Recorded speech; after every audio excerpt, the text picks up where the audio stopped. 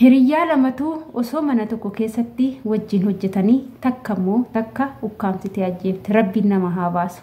Ijoolleen mana tokko keessatti nama lama sadi taatanii hojjettan sirritti of eeggannoo godhadhaa.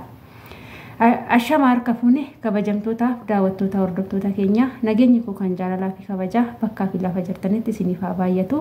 Anis obboleettiin keessan bakkaa fi lafaan jirutti Waaqayyo galannaa ga'u nagaa fayyaa kootidha. Isinis akka nagaa fayyaa naaf taatan Waaqayyo irraa abdii guddaan qaba.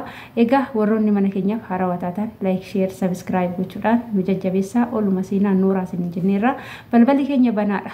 Oluma seenaa like tuqaa subscribe godhaa. Nutti dabalama maamila keenya ta'a viidiyoo yeroo asirratti darbu nu wajjin hordofaa isiniin jenna. Har'a waan ajaa'ibaa tokkoo fi waan nama gaddisiisu tokkoon qabaddee gara keenya dhufee jira. Hanga xumura viidiyoo kana numa wajjin tura. Viidiyoo kanarra baay'ee waa hubattu. Yemadaam qimamochiin warri mana lama sadi taatanii hojjettan sirriitti of eeggannoo godhaa jecha taatee ta'e viidiyoo kana keessa argattu. Turtiin keessan numa wajjin yaa ta'u. Akkuma beekamu nuti mana ormaa keessa hojjenna. Keessattuu wanta akkanaa Dubaay keessatti baay'ata nama lama sadi fiduudhaani. Warroonni nama lama sadi taatanii mana tokko keessa hojjettan baay'ee ulfaata jechuudha. Asumarraan illee ijoollee lamatu mana tokko keessa hojjeta.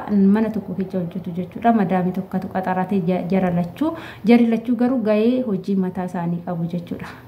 Madaamin takka nama lama mana tokkotti qaxaruu jechuun gahee hojii isaanii hin kennitiif jechuudha. Akkuma kophaatti garuu isaan yoo fedhan walitti makatanii wajjin wal gargaaranii yoo hojjetanii alatti hunduu gahee dalagaa ofii qaba. Haa ta'uti garuu takka ishee ijoolleen tuni biyyattis biyya tokko dhaloota biyya tokkooti naannoottis naannoo tokko turan. Isaan garuu akka naannoo tokko kan immoo nama biyya tokko jedhanii waliin laalle ishee takka xamaddee qabde jechuudha. Xamaddee qabdee baay'ee wal lolu baay'ee wal cinquu jechuudha. Yeroo baay'ee lola isaanii kanarraa kan ka'e madaamitti himatu deebanii na arrabsitee jettee guuranii madaamitti faahimu jechuudha. Mee ilaala astasaasab ijoollee keenya. Wanta waliin jedhan kanas yoo ishiin takka tasaasoftee waa jettillee madaamiidhaanis akkanas hin jettiin akka madaamin itti dallantuuf jechuudha.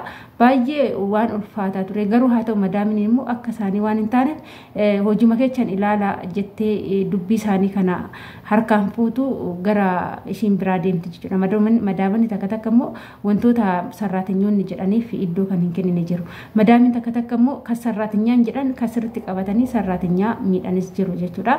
Kana rabbiin namaa baasu hundaafu. Oduma kanaan jiranu isheen kan jibbamtu sun jechuudha. Kan jibbitu sun taane kan jibbamtu sun baay'ee nama gaariidha. Kan jibbitu sun garuu baay'ee nama hamtuudha.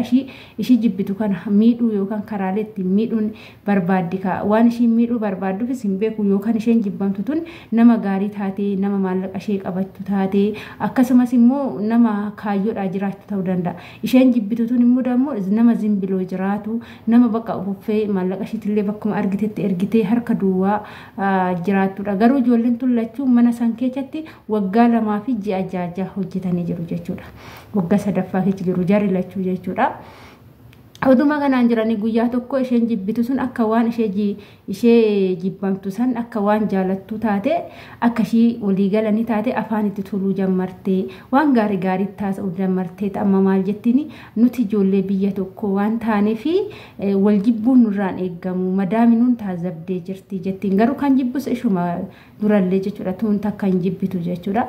Jennaan ani durallee badooma kee hin qabu situ na jibbaa jettee walii galanii wajjin nyaachuu wajjin dhuguu jammaranii garuu haa ta'uti immoo mana madaamii keessatti sarraatinyoonni 2 3 5 soo ta'an manuma tokko keessa rafu jechuudha. Iddoon hirribaa kutuma tokko galgalas wajjumaan jiraatu osuma akkasiin jiranu gaaf tokko isheen jibbitutu maal jetteen ishee jibbantu tanaani na waggaa baay'ee amma wanni goonu jetteen birri ji'a 3 waliif herginaa.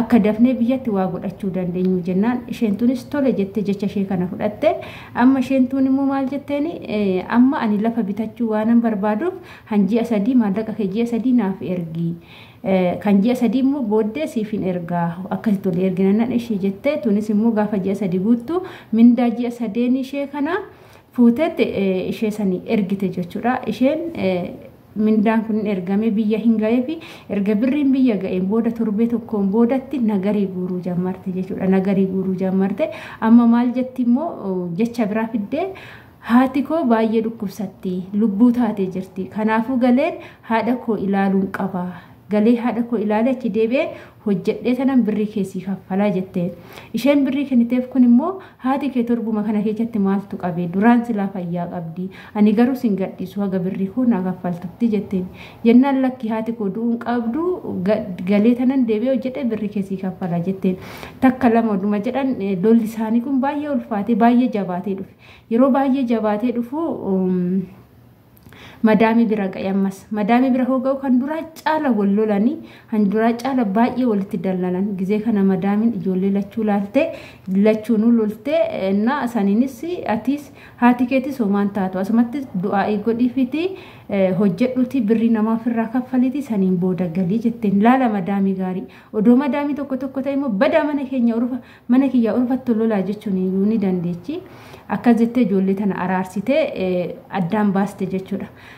Osuma kanaan jiranu amma deebitee ishee sun maal gooti nagarii yaaduu jammarte ishaan takka immoo miskiina waan beektu amma maal goote araaraman jechuudha laalaam araaramanii amma oduma jiranu galgala hin rafan jechuudha kan namni galgala ni rafaa dadhaba namni dadhabe immoo ni rafa jechuudha namni feeguunis kan namni rafeef namni du'e tokkuma yeroo kana sun immoo eeggatte yaarabtuu ishii eeddee raawwatteen bakka ishiin raftetti boraatii yookaan makaddaa fuutee fuula ishiititti afaan ishiititti gadi qabdee akka ishiin hin dubbanne akka ishiin ijjiine gootee affantee bakkuma sanitti lubbuu ishee baaste jechuudha.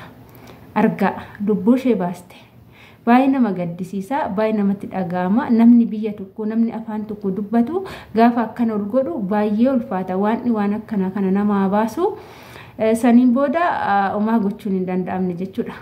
Egaa kaa ijoollee keenya obboloota keenya kuni wanta dhugaa ta'e wanta soba hin qabnedha. Kanaaf warroonni nama lama sadi taatanii mana tokko keessa hojjettan osuma wal jaalattanu kara birriitiin keessattuu amma sun birri sanirraa fudhachuun ishii nagarii fiduuf jechuudha. Amma nagarii fiduufi garuu ishii yoon ajjeese yookaan birriin kun naa hafa jettee yaaduu dandeechi. Birriidha jechuudha kan lubbuu mucayyoo kana dhabsiise malee lolaayyuu miti. Odoo birriitti kennuu baatte immoo hin ajjeeftu jechuudha. Birri sana hambifachuuf garuu kara seera Itoophiyaati yoo laalan malee seera Saa'udiiti soora biyya isaan jiran yoo laalan immoo lubbuun mucayyoo tanaas hin ba'a. Kan beeku ani seera biyya Dubaayitiin laalu ta'ee seera biyya Itoophiyaatiin laalu ta'ee naaf hin galle seerri kamiin akka ishiidha laallamu.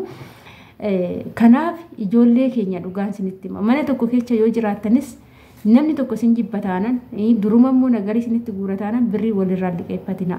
Birrii keechan hin liqeechina. Keessattuu nama sin jibbu tokko birrii keechan hin kennina hin liqeechina. Balaa isinitti fida waan ta'eef. Akkasumas immoo birrii keechan huqubiidha jettanii namaa walitti dabaltanii birrii ji'a lama ji'a sadii huqubiidha jettanii namarraa hin ergatina. Kalaas asittuu madaamin kasinii kennitu kan ol kaati irratti du'a namni soo birrii sin gaafate hin qabnu jedhaati. Miskiina fakkaadhaati birrii keechan walitti qabadha kun huqubiidha.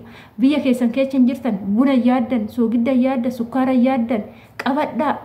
Huqubiidha jettanii walii gadi ooftanii booda birriin kun dubbiyyoo isinitti fide haga lubbuu keechan baasuu dirasii gahaa jechuudha. Kanaaf ijoollee baay'eedha wanna akkana mana tokko keessa taa'anii baay'ee kan wal qabanii jiran. Dhugaan isinitti hima seenaa obboleettii teenya takkaallee isinitti hima jechuudha. Viidiyoo biraatiinis isin deebi'a kun daqiiqaan isaa dheerateera. Kanaafuu of eeggannoo godhadhaadha. Mana tokko keessa teechanii yoo jettan aguma fedhe soo ta'e namni tokko sin jibbataanan nama san irraa fagaadha. Dhugaa booda karantaaniin sin miidhuu danda'a waan ta'eef irraa dheecha bakka sin jiraachuu jecha nama san irraa dheecha. Yoo rakkoon cimaan dhufe immoo madaamitti himadhaati yoo madaamin dandeenye iddoo irribaallee nama sanirraa adda sinaa fageechitu jechuudha. Namni tokko sin jibbe taanan nama sanitti hin dhiyaatina maallaqa keessanis hin kennina keessattuu nama mana tokko hojjettaniif maallaqa keessan hin kennina jechuudha. Bakka namni sun sin jibbe taanan hin kennina. Akkasiin jedha kabajamtoota keenya baay'ee nama gaddisiisaa of eeggannoo guddaa godhaadha. Akkasii viidiyoo kiyyaan asumarraa nan goolaba hanga viidiyoo biraatiin walitti deebinutti immoo turtiin keessan turtii gaarii haa ta'u. Baay baay.